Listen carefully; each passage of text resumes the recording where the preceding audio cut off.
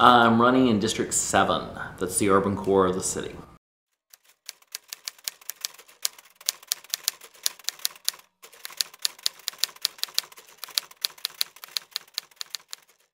Every issue or everything that we come across, it comes down to people, plain and simple, and that's why I decided to get in the race. Doing all the nonprofit work that I've done over the years and getting involved with the community, either in the LGBT community or the community at large with like Jax 2025, some of the most recent stuff I've done, even though I've been active for years and years.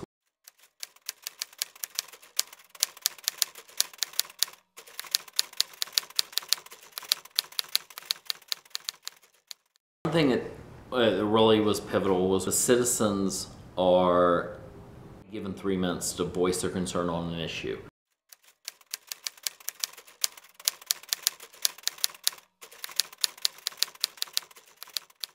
Something so simple that took forever to get through, even on the floor of our council and get through. People wanted to have lay hens in their backyard to supply fresh eggs for their family. They had to hire lobbyists. It cost them over $3,000. And the process took over 2 years. By the time they finally got a council person to pick it up, go through, and then all said and done, they got a test pilot program for 300 people. This has to go completely back in front of council in 2016. I'll use 296 for the HRO as an example of that. The process started way before we even got the bill into council.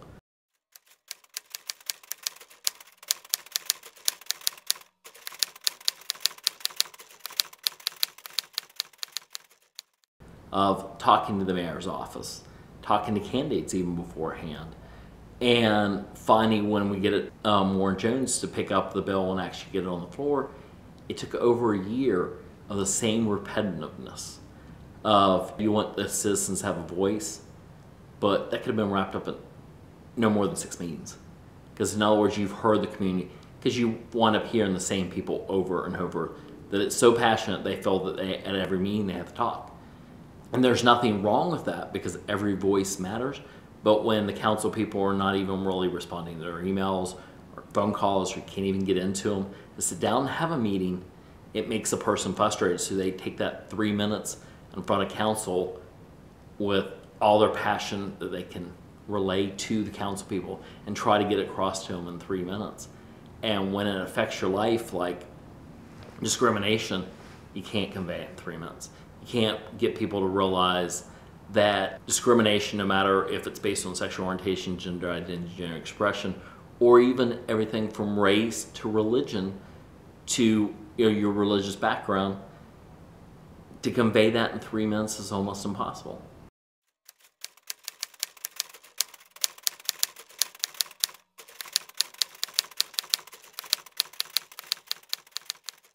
I can give them my vote, but do I believe in their cause? What would they do in my shoes?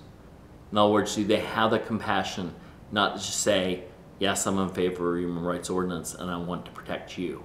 If it does happen to you, yes, we have a law, but I'm still here to help you go through this process. All human beings, no matter what their sexual orientation, gender identity, gender expression, even their religion, because we have a problem with that in this city. This is not just a Christian town.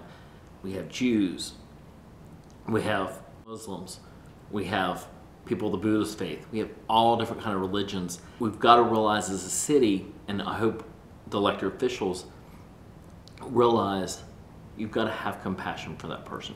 Even if you disagree with that person, you still got to realize they're a human being, they're still a citizen of the city, and they deserve that respect.